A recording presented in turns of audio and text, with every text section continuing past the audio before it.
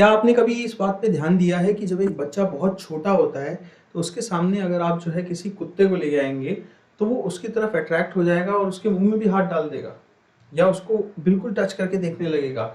लेकिन धीरे धीरे धीरे धीरे आप उस बच्चे को ये कहते हैं कि हो डॉगी, तो डॉगी खा जाएगा, कैट जो है वो खा जाएगी और फिर धीरे धीरे वो डरना शुरू हो जाता है।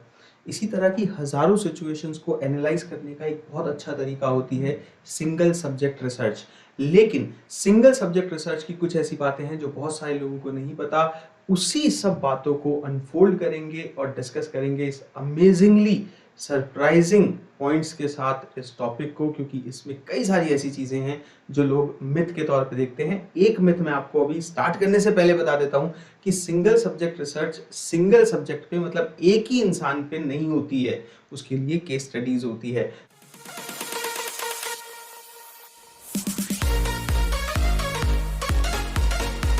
तो अगर आप अनअकैडमी पे मुझसे पढ़ना चाहते हैं तो अनअकैडमी का प्लस सब्सक्रिप्शन ले सकते हैं। फिलहाल अनअकैडमी के प्लस सब्सक्रिप्शन में अगर आप SGRYT कोड को इस्तेमाल करेंगे तो हमारे जो पेड कोर्सेज कॉमर्स और पेपर 1 में चलते हैं, इन दोनों कोर्सेज में आपको 20% डिस्काउंट मिल सकता है और आप पूरा कॉमर्स और पेपर 1 का सिलेबस NTA UGC नेट का मुझसे पढ़ सकते हैं अनअकैडमी पे। और साथ ही साथ जो रात को 10 बजे की रोज फ्री क्लासेस होती है उसमें भी इस कोड के थ्रू क्लासेस को अनलॉक कर सकते हैं, जिसमें आज बिजनेस स्टैटिस्टिक्स की क्लास है रात को 10 बजे और कल से पेपर 1 की क्लासेस शुरू होंगी क्वेश्चंस की। स्कॉलरशिप टेस्ट आ रखा है, मैंने इसके बारे में आपको पिछली वीडियोस में बता रखा है। स्कॉलरशिप टेस्ट में आप एनरोल कर सकते हैं, मैंने टेलीग्राम पे इस टेस्ट का लिंक दे रखा है जिसमें आपके पास मौका है स्कॉलरशिप्स जीतने का, लैपटॉप टैबलेट्स वगैरह जीतने का। क्या होती है एक सिंगल सब्जेक्ट रिसर्च?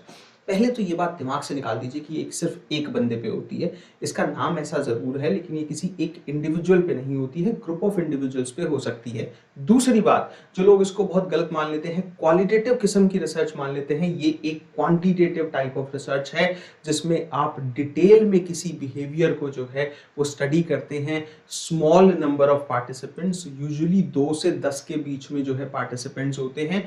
और ये सिंगल जो मैंने आपको बताया कि सब्जेक्ट जो है, इसका मतलब ये नहीं है कि सिर्फ एक पार्टिसिपेंट को स्टडी किया जाता है। इसीलिए जो सिंगल सब्जेक्ट के रिसर्च डिजाइन हैं वो कभी कभी कहलाते हैं स्मॉल एन डिजाइन, जिसमें n नंबर ऑफ पीपल होता है और जहां पे n को स्टैटिस्टिकल सिंपल के तौर पे यूज किया जाता है एक सैंपल साइज के लिए। तो 2 से 10 लोग हो सकते हैं। फिर उसके बाद की सिंगल सब्जेक्ट जो रिसर्च है ये कंट्रास्ट करी जा सकती है, उल्टी हो सकती है ग्रुप रिसर्च की, क्योंकि ग्रुप रिसर्च में आप ज्यादातर जो है पार्टिसिपेंट्स का ग्रुप बिहेवियर जानने की कोशिश करते हैं और जो है उसके बेसिस पे मीन, स्टैंडर्ड डेविएशन वगैरह आइडेंटिफाई करने की कोशिश करते हैं। लेकिन यहाँ इंडिविजुअल, हर इंडिविजुअल पे फोकस होता है। अब ये भी बड़ा जरूरी है कि सिंगल सब्जेक्ट रिसर्च को 2 रिसर्च से अलग कर दिया जाए शुरू में ही, क्योंकि जब भी आप जो है सिंगल सब्जेक्ट रिसर्च की बात करते हैं तो कई मिथ दिमाग में रहते हैं कि एक बंदे पे होती होगी, केस स्टडी होगी एक तरीके की। तो ये मिथ दूर कर देते हैं कि both of which involve studying in detail a small number of participant. तो एक है क्वालिटेटिव रिसर्च, जैसी सिंगल सब्जेक्ट रिसर्च नहीं होती है, क्योंकि सिंगल सब्जेक्ट रिसर्च जो है वो क्वांटिटेटिव होती है। और ऐसे ही मैंने आपको बिहेवियरिज्म के लेक्चर में बताया था कि बहुत सारे लोग बिहेवियरिज्म को भी क्वालिटेटिव मानते हैं, लेकिन बिहेवियरिज्म इटसेल्फ एक क्वांटिटेटिव वे होता है। तो यहाँ पे ये जरूर ध्यान रखिए कि लोगों का सब्जेक्टिव एक्सपीरियंस स्टडी करती है क्वालिटेटिव रिसर्च, और लोगों के ओपिनियन, उनके क्या विचार हैं इन चीजों को रखती है। अनस्ट्रक्चर्ड डेटा के थ्रू रखती है, जिसमें ज्यादातर वो इंटरव्यूज का इस्तेमाल करती है और एनालाइज करने के लिए उस डेटा को नरेटिव का ज्यादा इस्तेमाल करती है। क्वांटिटेटिव या ऑब्जेक्टिव तरीकों का इस्तेमाल नहीं करती है qualitative research. Single subject research on the other hand इससे उल्टा फोकस करती है ऑब्जेक्टिव बिहेवियर पे, ऑब्जेक्टिव पॉइंट्स पे, फैक्ट्स पे, एक्सपेरिमेंटल मैनिपुलेशन और कंट्रोल पे। इसीलिए वो कलेक्ट करती है स्ट्रक्चर्ड डेटा और एनालाइज करती है चीजों को क्वांटिटेटिवली। ये भी बड़ा जरूरी है कि सिंगल सब्जेक्ट रिसर्च को केस स्टडी से भी अलग करके देखा जाना चाहिए, क्योंकि केस स्टडी जो है वो एक डिटेल डिस्क्रिप्शन होता है, एक इन डेप्थ स्टडी होती है इंडिविजुअल की, जिसमें आप क्वालिटेटिव और क्वांटिटेटिव दोनों एनालिसिस को लेते हैं। तो केस स्टडी जो है वो इंक्लूड करती है क्वालिटेटिव एनालिसिस और उसे कंसिडर करती है क्वालिटेटिव रिसर्च। तो ये भी ध्यान रखिए कि ये दोनों को ही इन्वॉल्व कर सकती है, क्वालिटेटिव और क्वांटिटेटिव को। जैसे सर्वे जो है वो ज्यादातर क्वांटिटेटिव ही होते हैं, जबकि लोग उन्हें क्वालिटेटिव सोच के चलते हैं। तो जो हिस्ट्री है साइकोलॉजी की, वो भी ऐसी बड़ी सारी केस स्टडीज से जो है भरी हुई है। जैसे सिगमंड फ्रूड की जो डिस्क्रिप्शन थी एना की, याद करिए मैंने आपको सिगमंड फ्रूड की जो थ्योरी है, मैं डिस्क्रिप्शन में भी डाल दूंगा, मैंने आपको पढ़ाई थी साइको एनालिसिस थ्योरी, और उसमें हमने एना नाम की एक लड़की है उसका एग्जाम्पल लिया था कि किस तरीके से एना पे जो है सर्टेन एक्सपेरिमेंट होता है और फिर जो है सिगमंड फ्रॉइड से डिस्कस करते हैं उनके जो साथी होते हैं और फिर उसके बेसिस पे जो है थ्योरी आती है। ऐसे ही एक लिटिल एल्बर्ट वाला एग्जांपल है कि लिटिल एल्बर्ट हर फरी चीज से, जिनके फर होते हैं, तो रैट से कैसे डरता है। तो केस स्टडीज जो है ये बताने में भी बड़ी ज्यादा सक्सेसफुल होती है, लेकिन सिंगल सब्जेक्ट रिसर्च जो है वो उससे अलग है।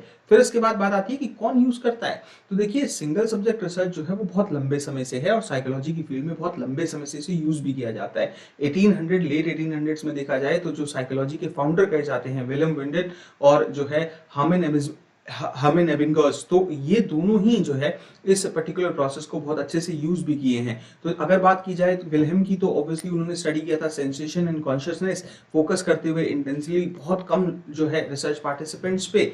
और हार्मन एबिंगस की बात की जाए तो वो रिसर्च को जो मेमोरी पे की गई थी उस पर फोकस किया था। इवान पावलोव की बात की जाए तो उन्होंने क्लासिकल कंडीशनिंग जैसे कई ऐसे एग्जांपल्स हैं जहां पर सिंगल सब्जेक्ट रिसर्च डिजाइन को बहुत अच्छे से यूज किया है। अगर मिड 20th सेंचुरी की बात की जाए तो बीएफ स्किनर ने बड़ी सारी ऐसी चीजें क्लैरिफाई की थी, अजम्पशंस को ध्यान में रखते हुए सिंगल सब्जेक्ट रिसर्च की और रिफाइन किया था अपनी कई टेक्निक्स को। और उनके अलावा कई ऐसे रिसर्चर्स हैं जिन्होंने रिवॉर्ड्स पनिशमेंट के ऊपर, एक्सटर्नल फैक्टर्स कैसे बिहेवियर पे असर डालते हैं, ये सब चीजों को कैरी आउट किया था। मेनली नॉन ह्यूमन सब्जेक्ट्स पे जैसे कि पिजन्स हो गए, रैट्स हो गए, कैट्स हो गई, इन पे ज्यादा किया था, डॉग्स हो गए। तो ये सिंगल सब्जेक्ट रिसर्च डिजाइन एक बड़ा पॉपुलर किस्म का डिजाइन है जो कि यूज होता हुआ आया है बड़े लंबे समय से। कुछ टेक अवेज है, मतलब कि कुछ लास्ट फाइनल पॉइंट्स, कि सिंगल सब्जेक्ट रिसर्च में हम स्मॉल नंबर ऑफ पार्टिसिपेंट्स को जो है वो स्टडी करते हैं, एक पार्टिसिपेंट नहीं होता है इसीलिए उसे एन टर्म दे दी जाती है। फोकस करते हैं इंटेंसिवली उनके बिहेवियर जानने के लिए, और जो है एक इंपॉर्टेंट अल्टरनेटिव के तौर पे ये सामने आती है ग्रुप रिसर्च में, क्योंकि ग्रुप रिसर्च में आप ज्यादातर ग्रुप बिहेवियर पे फोकस करते हो, इंडिविजुअल पे फोकस नहीं करते हो। सिंगल सब्जेक्ट स्टडीज को अलग किया जा सकता है, केस स्टडीज नहीं है ये, और केस स्टडी में इंडिविजुअल केस को डिस्क्राइब किया जाता है बहुत डिटेल में। केस स्टडीज भी बहुत यूजफुल चीज होती है जनरेट करने के लिए, नए रिसर्च क्वेश्चन को, रेयर फिनोमिनन्स को जो है स्टडी करने के लिए, जनरल प्रिंसिपल्स को इलस्ट्रेट करने के लिए, लेकिन वो सब्स्टिट्यूट नहीं कर सकती है कि अगर एक तरफ हमें केयरफुल एनालिसिस करना है और बहुत कम लोगों पे करना है, एक्सपेरिमेंटल भी रखना है उसे, तो उसमें हम मैनिपुलेशन भी कर सकते हैं, तो वो आपको सिर्फ क्वांटिटेटिव और ऑब्जेक्टिवली तैयार करने का मौका सिर्फ सिंगल सब्जेक्ट रिसर्च देती है। इसीलिए सिंगल सब्जेक्ट रिसर्च जो है